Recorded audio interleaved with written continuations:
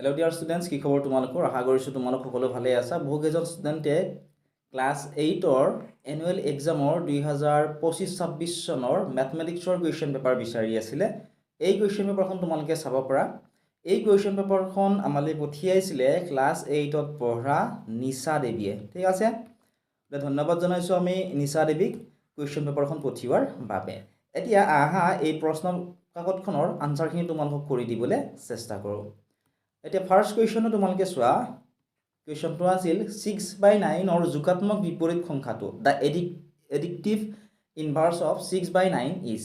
Option A আছিলে 9/6, option B -9/6, option C -6/9 আৰু option number D আছিলে 1। প্ৰশ্নটো আমাক কি সুধিছে চোৱা, 6/9 ৰ যোগাত্মক বিপৰীত সুধিছে প্ৰশ্নটো, হয়নে? গতিকে ইয়াৰে অপশ্যন কেইটাৰ ভিতৰত কাৰেক্ট যিটো আনসাৰ সেয়া হ'ব অপশ্যন নম্বৰ চিত থকাটো -6/9। ঠিক আছে? আৰু যোগাত্মক বিপৰীত কি সেইটো তোমালোকে মনত ৰাখিবা।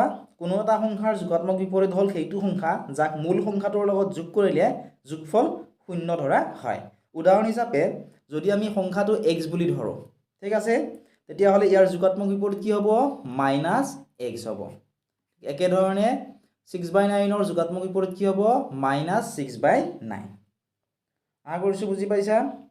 এতিয়া আমি নেক্সট 2 নম্বৰ কুৱেশ্যনটোৰ আনসাৰ উলিয়াবলৈ চেষ্টা কৰোঁ। কুৱেশ্যনটো আছিল a আৰু b দুটা পৰিমেয় সংখ্যা হ'লে a আৰু b ৰ মাজত থকা পৰিমেয় সংখ্যাটো হ'ব। If a and b be any two rational number, then the a number between a and b. আমাক কি কৈছে? a আৰু b যদি দুটা পৰিমেয় সংখ্যা, তেতিয়া a আৰু b ৰ মাজত থকা পৰিমেয় সংখ্যাটো কি হ'ব সুধিছে। গতিকে চোৱা অপশ্যনবোৰ চোৱাচোন। অপশ্যন এ আছিলে a + b, অপশ্যন বি আছিলে a × b, ঠিক আছে। অপশ্যন চি আছিলে 2a + b, অপশ্যন ডি আছিলে a + b/2। গতিকে এই অপশ্যনবোৰৰ ভিতৰত কোনটো আনসাৰ কাৰেক্ট হ'ব তোমালোকে আমাক কমেণ্ট ছেকশ্যনত কমেণ্ট কৰি জনোৱাচোন। শুদ্ধ উত্তৰ কোনটো হ'ব? কুৱেশ্যনটিৰ শুদ্ধ যিটো উত্তৰ কুৱেশ্যন নম্বৰ 2ৰ, আৰু এটা কাম কৰা, যিসকল ছাত্ৰ ছাত্ৰী আনসাৰটো জানা আমাক কমেণ্ট ছেকশ্যনত কমেণ্ট কৰি জনোৱাচোন। কিমান পঢ়িছা নিজকে তোমালোকে টেষ্ট কৰা, ঠিক আছে। ধৰি লোৱা এইটো পৰীক্ষাত তোমালোকৰ আহিল, তোমালোকে কেনেকৈ লিখিবা? কুৱেশ্যনটিৰ কাৰেক্ট যিটো আনসাৰ সেয়া হ'ব অপশ্যনসমূহৰ ভিতৰত অপশ্যন নম্বৰ ডিত থকাটো a + b/2, ঠিক আছে। নেক্সট তোমালোকে চোৱা কুৱেশ্যন নম্বৰ 3। কুৱেশ্যনটো কি দিছে চোৱা। কুৱেশ্যনটোত দিছিল তলৰ কোনটো এক ঘাতৰ এটা চলকযুক্ত সমীকৰণ য'ত a b c ধ্ৰুৱক। Select equation of first degree in one variable from the following equation where a b c constant. Option কেইটা চোৱা আৰু কোনটো অপশ্যন কাৰেক্ট হ'ব তোমালোকে আমাক কমেণ্ট ছেকশ্যনত কমেণ্ট কৰি জনোৱা, ঠিক আছে। আমাক কি সুধিছে? আমাক সুধিছে তলৰ কোনটো এক ঘাতৰ এটা চলকযুক্ত সমীকৰণ সুধিছে য'ত a b c কি বুলি কৈছে? ধ্ৰুৱক বুলি কৈছে। কাৰেক্ট যিটো আনসাৰ সেয়া হ'ব অপশ্যন কেইটাৰ ভিতৰত অপশ্যন নম্বৰ বিত থকাটো ax + b = 0, ঠিক আছে। অপশ্যন নম্বৰ বি হ'ব এই কুৱেশ্যনটিৰ কাৰেক্ট আনসাৰ, ঠিক আছে। বি অপশ্যন কাৰেক্ট হ'ব। এতিয়া চোৱা তোমালোকে নেক্সট কুৱেশ্যনটো, কুৱেশ্যন নম্বৰ 4। কুৱেশ্যনটো আছিল দুটা অংশযুক্ত সংখ্যা এটাৰ এককৰ ঘৰৰ অংকটো 4 আৰু দশকৰ অংকটো y হয়, তেন্তে সংখ্যাটো কি হ'ব সুধিছে। আমাক কি কৈছে? দুটা অংশযুক্ত সংখ্যা এটাৰ একৰ ঘৰৰ অংকটো যদি 4 হয় আৰু দশকৰ ঘৰৰ অংকটো y হয়, তেন্তে সংখ্যাটো কি হ'ব? For a 2-digit number, the digit in unit place is 4 and digit in 10 place is y. The number is, option 6 আছিলে 10y - 4, অপশ্যন বি আছিলে 10 - 4y, অপশ্যন চি আছিলে 10 + 4y, অপশ্যন নম্বৰ ডি আছিলে 10y + 4। Option কেইটা চোৱা আৰু এই চাৰিটা অপশ্যনৰ ভিতৰত কাৰেক্ট আনসাৰ কোনটো হ'ব তোমালোকে আমাক কমেণ্ট ছেকশ্যনত জনোৱা, ঠিক আছে। কোনটো অপশ্যন কাৰেক্ট হ'ব কমেণ্ট কৰা।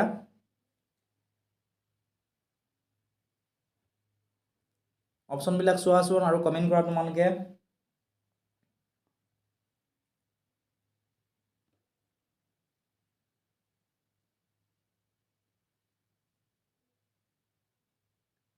অপশ্যন যিটো কাৰেক্ট হ'ব সেয়া হ'ব অপশ্যন নম্বৰ ডিত থকাটো, ঠিক আছে, 10y + 4। দুটা অংকযুক্ত সংখ্যা এটাৰ এককৰ ঘৰৰ অংকটো 4 আৰু দশকৰ ঘৰৰ অংকটো যদি y হয়, ঠিক আছে, তেতিয়াহ'লে সংখ্যাটো হ'ব দশকৰ অংকটোৰ সৈতে 10 পূৰণ কৰি এককৰ অংকটো যোগ কৰি পোৱা মান, ঠিক আছে। অৰ্থাৎ আমি এনেকৈ চোৱা, ইয়াত লিখি দিছোঁ 10 into y প্লাছ 4, ঠিক আছে। 10 into y মানে কি? 10y প্লাছ 4, গতিকে অপশ্যন নম্বৰ ডিটো হ'ব কাৰেক্ট আনচাৰ। যদি ফুল এক্সপ্লেনেশ্যন ভিডিঅ' লাগে, ইয়াত ফুল এক্সপ্লেনেশ্যন কৰি দিয়াটো অলপ প্ৰব্লেম হয়। যদি ফুল এক্সপ্লেনেশ্যন কৰা ভিডিঅ' লাগে কমেণ্ট ছেকশ্যনত কমেণ্ট কৰিবা, আমি তোমালোক অহাকালি ফুল এক্সপ্লেনেশ্যন কৰা ভিডিঅ'টো আপলোড কৰি দিবলৈ তোমালোকৰ বাবে চেষ্টা কৰিম, ঠিক আছে। 5 নম্বৰত দিছিল n বাহু সম্পন্ন বহুভুজ এটাৰ অন্তঃকোণৰ সমষ্টি কিমান? n বাহু সম্পন্ন বহুভুজ এটাৰ অন্তঃকোণৰ সমষ্টি, the sum of interior angles of n sides polygon is, ঠিক আছে। এতিয়া কি কৈছে প্ৰশ্নটোত চোৱা, n বাহু সম্পন্ন বহুভুজ এটাৰ অন্তঃকোণৰ সমষ্টি সুধিছে। যদিহে তোমালোকে জানা আনচাৰটো কমেণ্ট কৰাচোন, কি হ'ব অপশ্যন কেইটাৰ ভিতৰত। কাৰেক্ট যিটো আনচাৰ সেয়া হ'ব অপশ্যন নম্বৰ চিত থকাটো, এইটো অপশ্যন কাৰেক্ট হ'ব, ঠিক আছে। নেক্সট তোমালোকে এতিয়া চোৱা 6 নম্বৰটো, আৰু 6 নম্বৰটোৰ আনচাৰটো তোমালোক মই কৈ নিদিওঁ, তোমালোকে আমাক কমেণ্ট ছেকশ্যনত জনাবা, নোৱাৰিলেও কমেণ্ট কৰিবা, আমি কমেণ্ট ছেকশ্যনতে তোমালোকক আনচাৰটো দি দিম, ঠিক আছে। নেক্সট কুৱেশ্যন তোমালোকে চোৱা, কুৱেশ্যন নম্বৰ 7, কুৱেশ্যনটো আছিল তলৰ কোণটো পাইথাগোৰীয় ত্ৰিতয় সুধিছে, তলৰ কোণটো পাইথাগোৰীয় ত্ৰিতয়। যিসকল ছাত্ৰ ছাত্ৰীয়ে জানা তোমালোকে আমাক কমেণ্ট ছেকশ্যনত কমেণ্ট কৰি জনাবাচোন, তলৰ কোণটো পাইথাগোৰীয় ত্ৰিতয় সুধিছে, which of the following are Pythagorean triplet. Comment কৰা তোমালোকে আনচাৰটো, কিমান পঢ়িছা নিজকে তোমালোকে টেষ্ট কৰা, তেতিয়াহে তোমালোকে ক্লাছ 9 বা 10ত তোমালোকে সহজ পাবা, হয়নে? সুধিছে তলৰ কোণটো পাইথাগোৰীয় ত্ৰিতয়।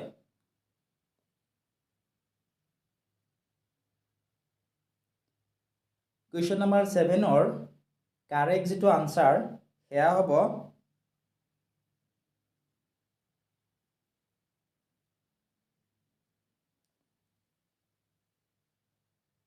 অপশ্যন নম্বৰ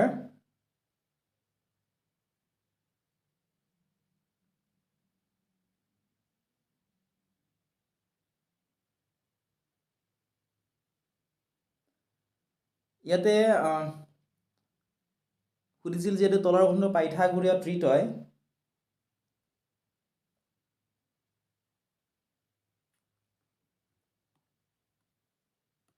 এইটো মোৰ বোধেৰে অপশ্যন নম্বৰ বিটো হ'ব লাগে, ঠিক আছে। তথাপিও মোৰ অলপ কনফিউজ আছে, তোমালোকে যদি ভুল বুলি ভাবা কমেণ্ট ছেকশ্যনত এটা কমেণ্ট কৰি জনাবা, হ'ব। নেক্সট 8 নম্বৰ চোৱা, প্ৰথম nটা ক্ৰমিক অযুগ্ম স্বাভাৱিক সংখ্যাৰ যোগফল। কি কৈছে? প্ৰথম nটা ক্ৰমিক স্বাভাৱিক সংখ্যাৰ যোগফল সুধিছে।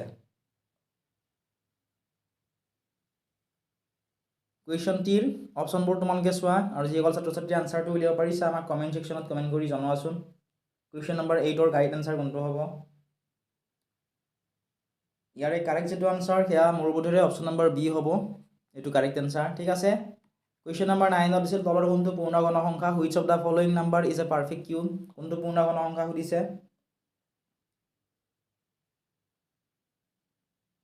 অপশ্যন এত আছিলে 100, অপশ্যন বিত আছিলে 144, অপশ্যন চিত আছিলে 1331, অপশ্যন ডিত আছিলে 64। ইয়াৰে কোনটো পূৰ্ণগণ সংখ্যা সুধিছে? তলৰ কোনটো পূৰ্ণগণ সংখ্যা?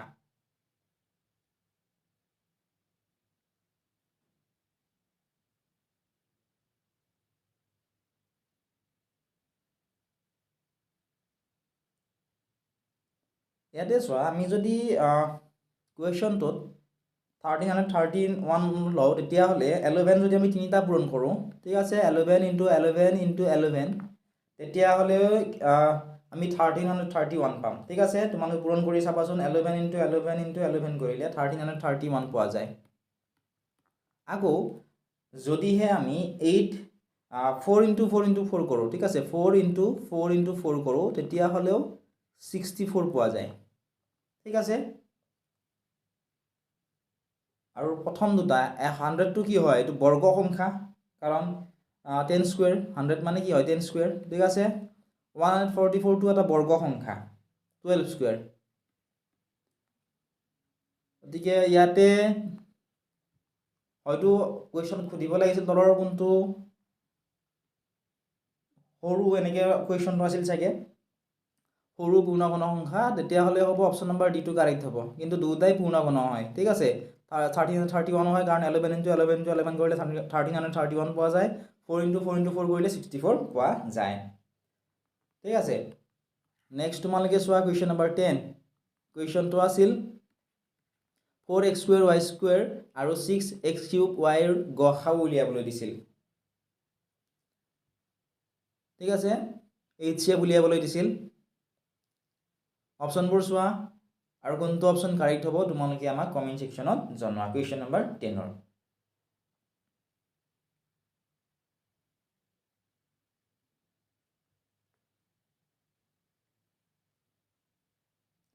কুৱেশ্যন নম্বৰ 10 ৰ কাৰেক্ট যেটো আনসাৰ সেয়া অপশ্যন নম্বৰ সি হ'ব লাগে 2x square y ঠিক আছে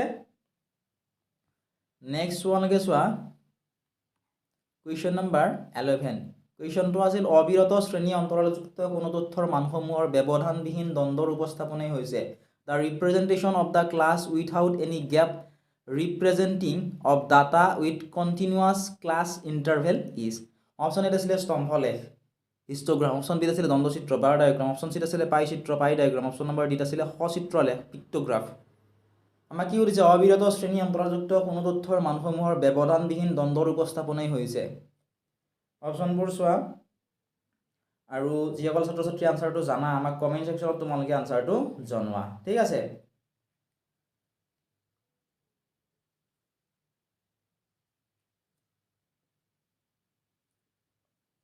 কমেন্ট কৰা তোমালোকে আনসাৰটো কি হ'ব কুৱেশ্যন নম্বৰ 11 ৰ ইমান পঢ়িছা নিজকে তোমালোকে টেষ্ট কৰা তেতিয়াহে তোমালোকে পৰীক্ষাত পাৰিবা ক্লাছ 9 10 ত বা এনেকুৱা ধৰণৰ কুৱেশ্যন এটো তোমালোকৰ এনুৱেল এক্সামত আহিব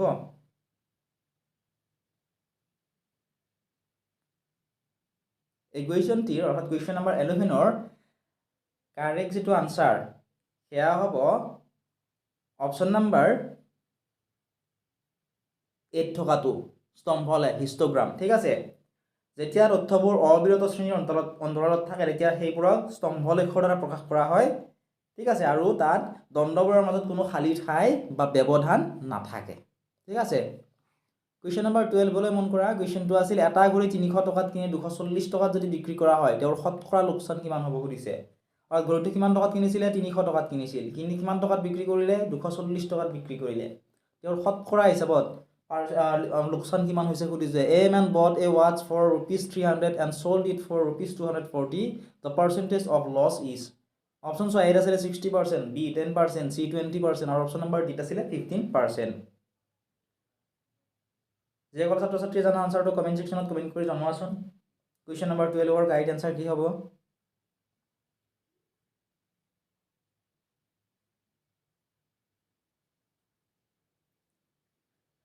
যেহেতু আমাক সুধিছিল শতকৰা লোকচান ঠিক আছে গতিকে আমি শতকৰা লোকচান গণনা কৰিবলৈ লোকচানক ক্ৰয় মূল্য অৰ্থাৎ কিনা মূল্যৰে হৰণ কৰি কি কৰা হয় এশৰে পূৰণ কৰা হয় ঠিক আছে অৰ্থাৎ PL বুলি লিখিলো ঠিক আছে PL মানে হৈছে পাৰ্চেন্টেজ লছ এটো ওলাৰ সূত্ৰটো কি আছিল লছ অৰ্থাৎ L ডিভাইডেড বাই CP CP মানে হৈছে কষ্ট প্ৰাইস ইনটু 100% অৰ্থাৎ 100% ইয়াতে চোৱা L মানে কি আছিল লছ চোৱা 300 ৰ পৰা 240 মাইনাস কৰিলে 300 ৰ পৰা যদি আমি 240 মাইনাস কৰো তেতিয়ালে কিমান পাম লছ হ'ব আমাৰ 60 रुपीस হয়নে তে L ৰ ঠাইত আমি 60 লিখিলো CP মানে হৈছে কষ্ট প্ৰাইস অৰ্থাৎ কিমান দাম আছিল মুঠ ঘড়ীটোৰ 300 रुपीस আছিল গতে 300 লিখিলো ইনটু কিমান লিখিম 100 এতিয়া যদি আমি কটাকটি কৰো কিমান থাকিব চোৱাচোন আমি এইটো শূন্য লগত এইটো শূন্য কাটিলো এইটো শূন্য লগত এইটো শূন্য কাটিলো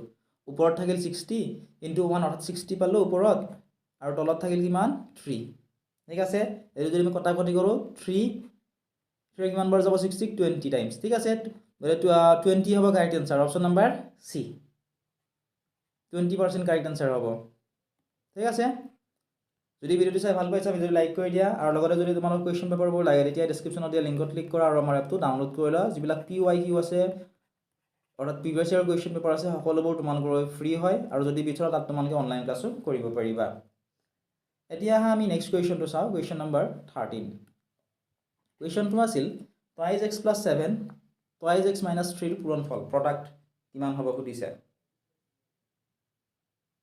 ঠিক আছে পূৰণফল উলিয়াব দিছে অপশনবোৰ চোৱা আৰু কোনটো অপশন কাৰেক্ট হ'ব কমেন্ট সেকশনত কমেন্ট কৰি জনোৱা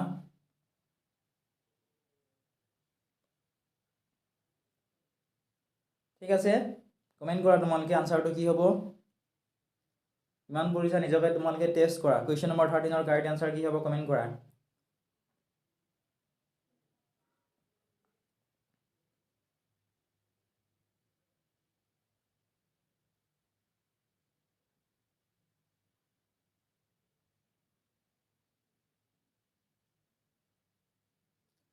কুৱেশ্যনটিৰ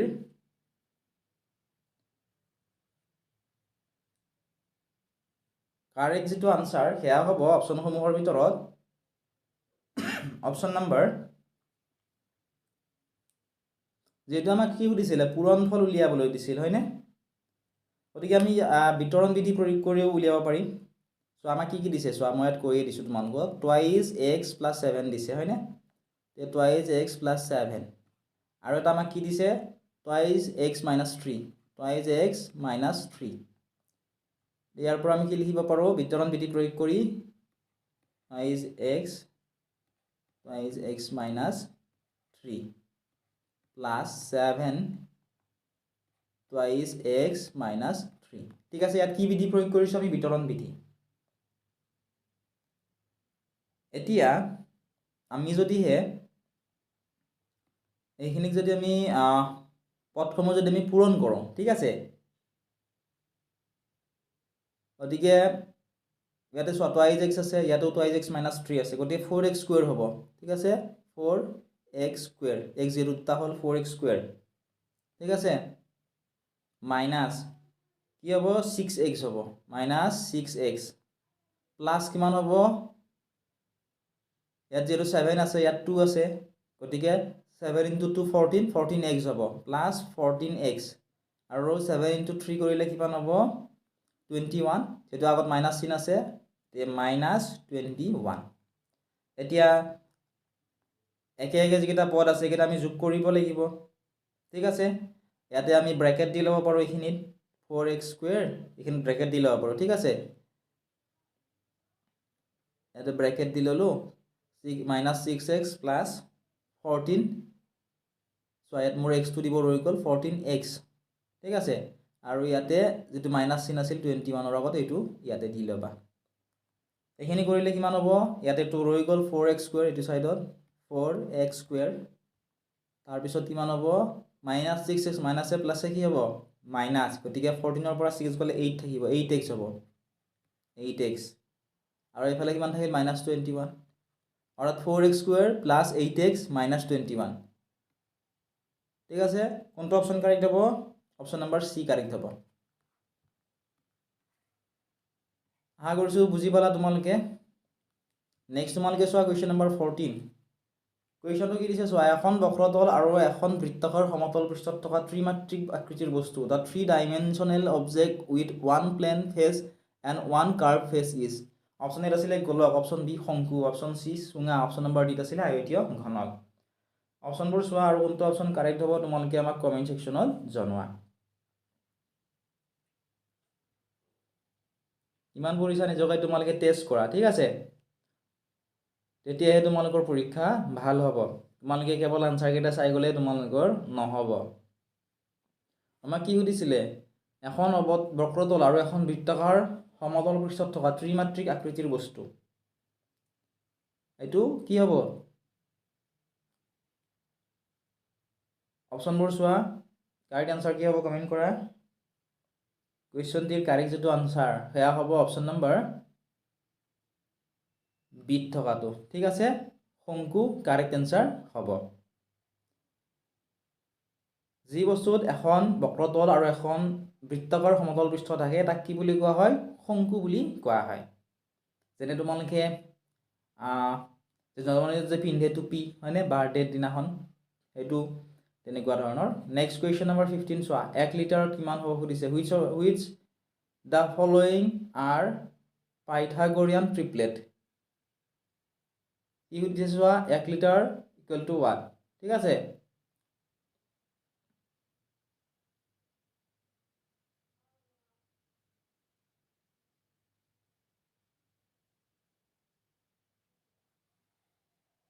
ইয়াতে 1 লিটাৰত কিমান হ'ব সুধিছে এইটো লাইনটো সম্ভৱ ভুল হৈ গ'ল ঠিক আছে কুৱেশ্যন পেপাৰখন বনাওঁতে গতিকে চোৱা 1 লিটাৰত কিমান হ'ব সুধিছে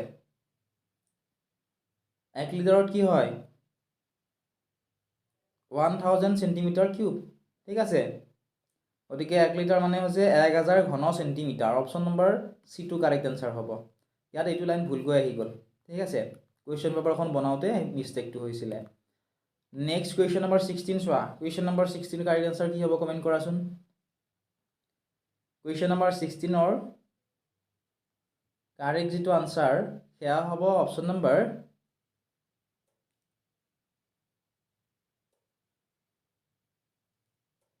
ডি ঠিক আছে অপশ্যন ডি কাৰেক্ট আনসাৰ হ'ব